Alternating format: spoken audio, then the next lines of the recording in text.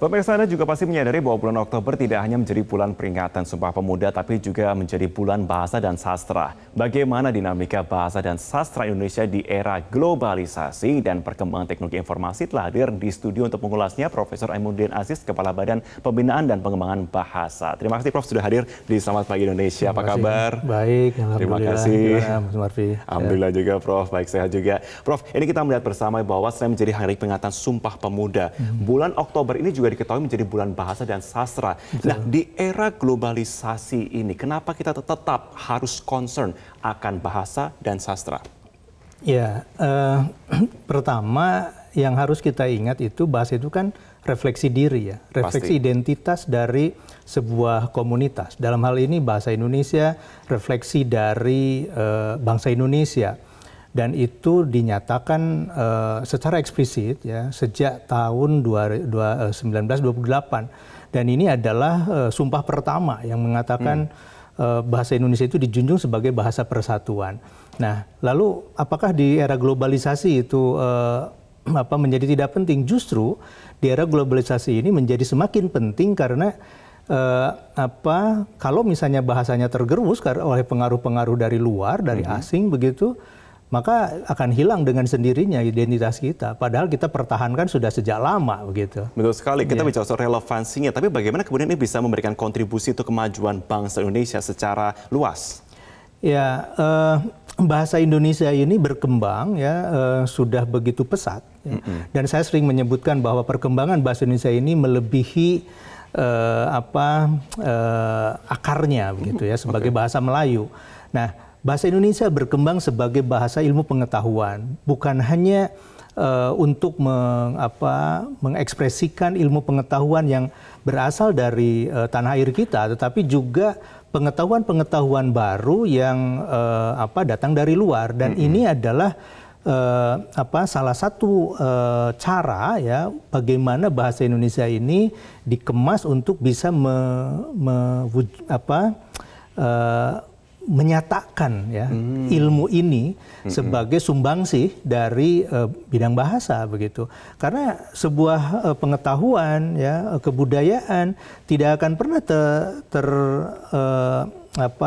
tersampaikan kepada publik kalau tidak menggunakan bahasa. Begitu. Nah, bahasa yang dimengerti oleh kita itu umumnya adalah bahasa Indonesia begitu. Nah, kita bicara soal perkembangan juga. Saat ini kita mengetahui ada disrupsi teknologi, perkembangan informatika yang juga sangat luar biasa cepat pesat di masyarakat ya. Betul. Bagaimana bahasa Indonesia itu saat ini memang tetap berkembang atau justru saat ini malah justru tergerus karena ada pengaruh-pengaruh dari perkembangan zaman ini? Hakikat bahasa itu kan saling mempengaruhi ya. Bahasa Indonesia dikembangkan dari bahasa Melayu. Kemudian perkembangannya ini tadi saya katakan sudah melebihi akarnya sebagai bahasa Melayu. Nah, lalu pertanyaannya apakah penggerusan itu terjadi ya?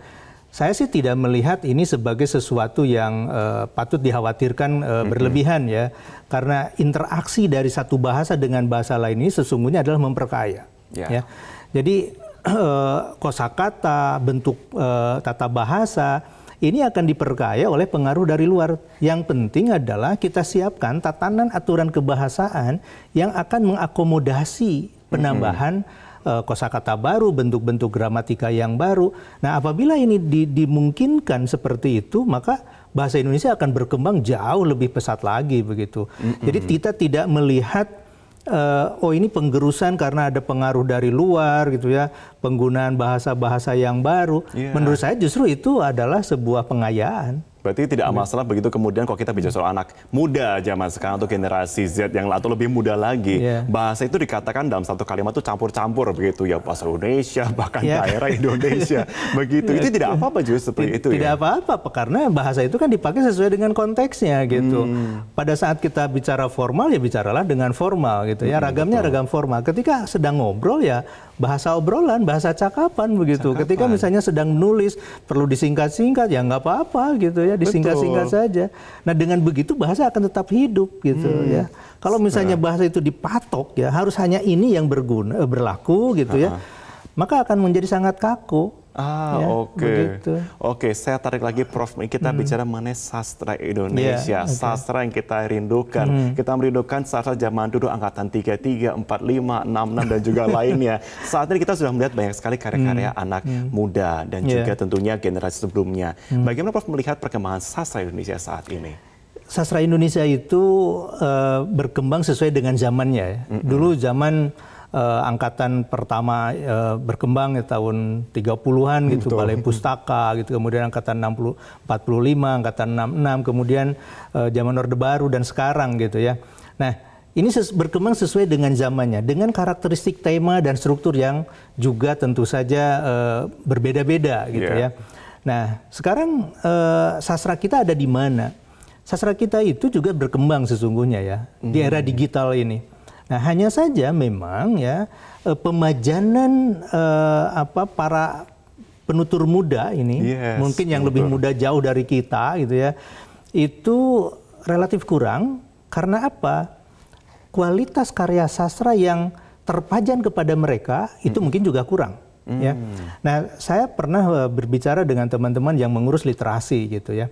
Sastra ini kan harus diperkenalkan sejak awal. Ya. Kepada anak-anak kita di PAUD, di SD gitu ya, SMP. Jadi bukan bicara tentang sastra yang hanya untuk anak dewasa gitu, bukan ya. Bukan anak dewasa ya, anak-anak ya anak-anak, ini orang dewasa. Ya. Nah, ini yang harus sesuai ya. Nah, kecintaan seseorang ya, terutama anak-anak ya kepada sastra itu dimulai dari kecintaan untuk membaca terlebih dahulu. Nah, kebiasaan membaca ini yang relatif masih kurang. Ketika saya lakukan survei, apa sih sesungguhnya yang menjadikan pemajanan anak-anak kita ini kepada karya sastra itu kurang ya? Ini karena ketersediaan buku-buku sastra yang sesuai dengan jenjang usianya, sesuai dengan kemampuannya. Nah, kan kalau misalnya tidak sesuai dengan bahasa anak-anak gitu ya, ya mereka mana mau gitu ya untuk membaca, menikmatinya, terlalu jauh misalnya untuk anak dewasa. Pemahamannya gitu ya. Betul. Nah, jadi kecintaan yang perlu ditumbuhkan. Nah, makanya Kementerian Pendidikan yang melalui Badan Bahasa tahun ini menggelorakan penyediaan bahan-bahan bacaan ya dengan jumlah yang sangat besar gitu untuk bisa diakses gitu ya oleh anak-anak kita, terutama yang PAUD dan sekolah dasar. Baik itu dalam bentuk digital maupun dalam bentuk cetak gitu. Maksudnya apa? Ini supaya mereka semua betul-betul memulai kebiasaan baru, yaitu cinta membaca. Cinta membaca. Betul. Dan itu memiliki relevansi dengan meningkatkan tingkat literasi kita sangat, di Indonesia. Ya, sangat. Kita beberapa tahun terakhir kita selalu menempati peringkat 3 besar dari bawah. Nah, itu bagaimana Prof untuk tentunya target untuk kedepannya juga, bahwa memang ini sebenarnya kalau kita lihat bersama ada gap yang cukup besar antara memang bagaimana meliterasi generasi-generasi kita dengan saat ini yang sudah ada. Bagaimana kemudian untuk jangka panjangnya dari Prof dan juga tim akan lakukan tentunya? Ya, ini literasi ini memang sebuah topik yang sangat menarik ya untuk dibicarakan, dan hampir semua orang jadi bicara tentang literasi gitu. Nah, bahwa sekarang ini kemampuan literasi anak kita ini masih di bawah gitu ya, itu sebuah fakta. Tapi fakta lain adalah munculnya semangat ya dari anak-anak kita, dari masyarakat, dari guru, keluarga gitu untuk memperbaiki ini. Nah, dari pihak kami tentu penyediaan bahan ajar, pendampingan kepada guru, kepada orang tua, kepada masyarakat, ini adalah cara ya. Literasi itu kan tidak bisa tiba-tiba dikarbit. Betul. Ya, jadi harus melalui sebuah proses yang agak panjang, mungkin dalam beberapa tahun gitu ya, atau bahkan mungkin satu generasi. Anak-anak kita yang sekarang ini di tingkat sekolah dasar, sekolah menengah gitu ya, kalau awalnya memang tidak benar ya pendidikan literasinya, maka akan selamanya seperti itu begitu. Makanya kita perbaiki dari dasarnya dulu sekarang ini begitu. Nah, dari situlah kita akan menuai ya hasil dari pekerjaan kita sekarang ini mungkin 5-10 tahun ke depan. Oke, Prof, terakhir saat ini ya, pesan apa tentunya yang disampaikan tema Bulan Bahasa dan Sastra tahun ini, pesan utama apa yang disampaikan kepada masyarakat tentunya untuk meningkatkan tujuan baik kita? Ya, saya sebagai Kepala Badan Pengembangan dan Pembinaan Bahasa tentu saja ingin mengajak ya para pemirsa dimanapun berada bahwa bahasa itu, khususnya bahasa Indonesia, adalah warisan yang begitu berharga bagi kita. aset besar yang harus kita gunakan dan terus kita pelihara, jangan sampai kita melupakan bahasa sendiri gitu. Itu dia, jangan sampai melupakan bahasa sendiri dan tentunya tingkatkan terus literasi kita untuk ke depannya. Profesor Aminuddin Aziz, terima kasih atas waktunya. Selamat pagi Indonesia. Selamat pagi. Sukses selalu untuk ini ya, tujuannya. Terima kasih. Pemirsa, kami akan kembali usai jeda dengan informasi dan untuk Anda tetaplah bersama kami.